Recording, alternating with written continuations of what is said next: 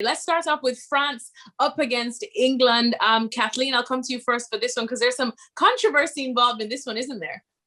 Yeah, this one's already a little bit spicy and it's like still a week away. So obviously the World Cup was a massive disappointment for France. They didn't get as far as, it was a home World Cup. They didn't get as far as they wanted. Has been massive fallout about it since with Corinne Diacre, who's the manager. And it seems to be the controversy is still ongoing. The Lyon squad has a massive outbreak of COVID cases, and she's called 3 of their players into the France squad. But J.M. Ollis, who is the president of Lyon, is so unhappy about this because he's saying these women are close contacts. It's not right that you're calling these people into the squad. They're not going to have time to train. They might get injured. We just don't know what's going to happen. So it'll be interesting to see how that plays out over the next couple of weeks and if she does keep those players in the squad. And then on the other side, we have England, who has Hege Riise at the helm. Lots of good things being said about her. Obviously, England are waiting for Sarina Wiegman to come in from the Netherlands after the Olympics. She committed to them until afterwards, so she can't join England until September. But there's a lot of very happy people around the England camp with how Hege Riise and Rena Wilkinson has taken them so far. So I'm really interested to see how she puts her stamp on this team, considering she is looking to the Olympics, she's looking to the roster. It won't be a completely English team because they have Team Great Britain, which includes players from Wales, Scotland, and Northern Ireland. But she's already said that the majority of the players will be coming from England. So this will be a very crucial tie for some players trying to get into that Olympic squad. So I am so excited for this tie. I think it's probably one of the best international ties that we're going to see at the start of this year. Yeah, I agree. And listen, I've got my popcorn out for that French drama. It is fantastic to watch. I'm like, let's go.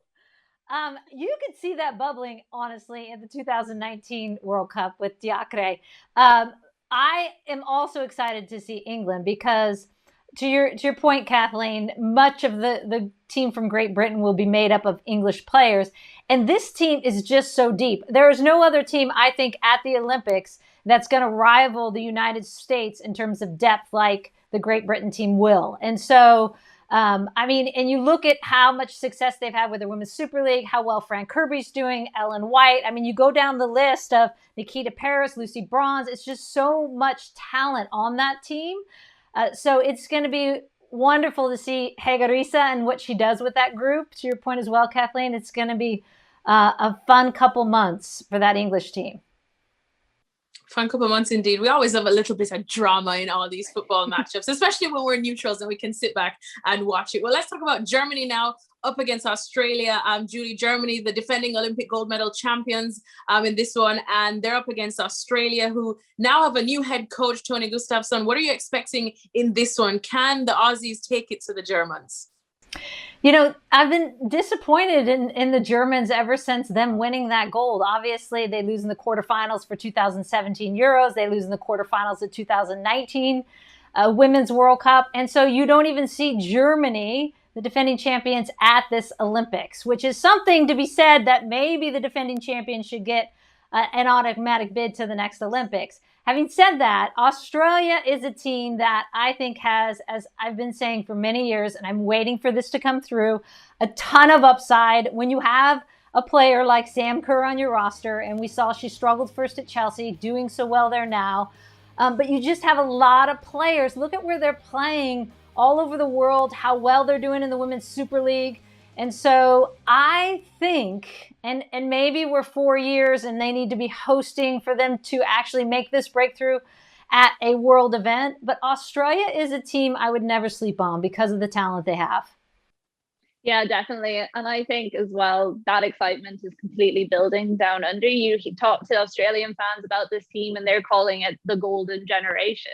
And it was interesting. We chatted to Sam Kerr about this just last week, and she was saying that, you know, Australia are used to coming into things as the underdogs, and now they kind of have to switch up their mentality a little bit. They are kind of more aware that people are looking at them as a possible threat. So I think it's a perfect timing for them to peak with the home World Cup coming up, and the fact that they have this nice run in where they can kind of test out the international waters this summer is a really good opportunity for them. Germany have disappointed in recent years. They've just gone on a massive run in the Euros qualifications. They scored 46 goals and only conceded 1. They didn't lose a single game. The only one they conceded was to Ireland's Katie McCabe, who I always have to give a shout out to. But they have the performers on the team. It's just, can they click on the day? This is the thing. You know, you look at that German squad and you look at any celebration of the best players in the world, and there's always a couple of them involved. So I think it's really going to be interesting to see how they handle the run into the Euros. There's a bit of a change of the guard going on there. There's some of the older players are starting to fold out and some more coming in. So again, I think it is very much a team in transition.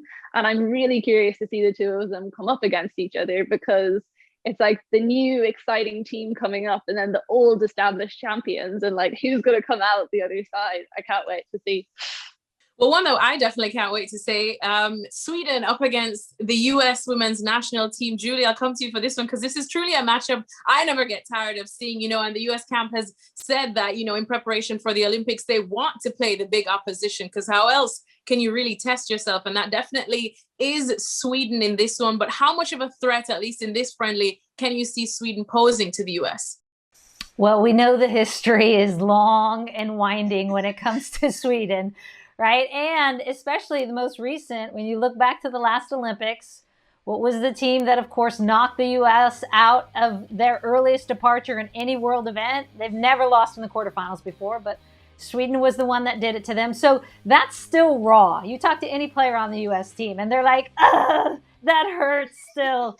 And so there is definitely a fire, and they're playing in Sweden. I mean, and you know, Sweden doesn't maybe have the stars and the depth of an English team or a French team, or even the Dutch team, but they're organized, they know how to play, they make it hard for you to break them down. And so it's a really good test for the United States, when they definitely, to your point, Alexis, need these great tests. And Vlatko's got a lot of question marks he still needs to answer. This is the perfect game, along with the French game, their next one, for him to get some answers. Yeah, and I totally agree with what Julie said there. And also, I think in some ways we've seen the news that, you know, players like Katarina Macario aren't going to be able to travel to this camp, which is unfortunate for her, because I think this would have been such a great opportunity for her to show what she's capable of. You know, she got her first goal for Lyon recently. She's kind of been slowly building towards, she's got a bit of game time with the US women's national team under her belt. And Megan Rapinoe was talking about it a couple of weeks ago on ESPN, and she was saying that the US women's national team are still waiting for that kind of punch in that face, that moment, that tough opposition. Maybe didn't really get it in the She Believes Cup, but like that these internationals were going to be the real test of them. So I totally agree with that. And while it's a pity that those sort of players aren't going to be involved, I still think that, considering the depth that Andonovski is trying to work out, he's not going to be at a loss for trying to work out what players he should take with them, because there's just so many. There's such great opportunities. So I'm excited to see how it goes. Well, thank you very much for watching ESPN on YouTube. For more sports highlights and analysis, be sure to download the ESPN app. And for live streaming, premium content, and let's not forget as well, ESPN FC 7 days a week. Subscribe to ESPN Plus.